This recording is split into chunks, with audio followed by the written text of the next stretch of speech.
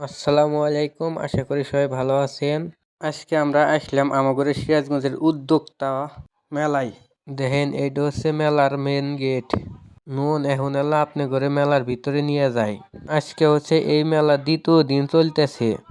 দেখেন মেলাত অনেক দোকানপাট বইছে। নুন আপনি করে আরো এলা সামনের দিক নিয়ে যায়, নিয়ে দেখায় যে অনেক দোকানপাট বইছে। দেখেন এই মেলাত করলে অনেক দোকানপাট আইছে বা অনেক জিনিসপাতি পাওয়া যায়। এই জায়গায় সংসারের কাজের যাবতীয় জিনিসপাতি পাওয়া যায়। মেয়েদের জামা কাপড়, ছেলেদের জামা কাপড় এবং শীতের কাপড় চোপড় পাওয়া যায়।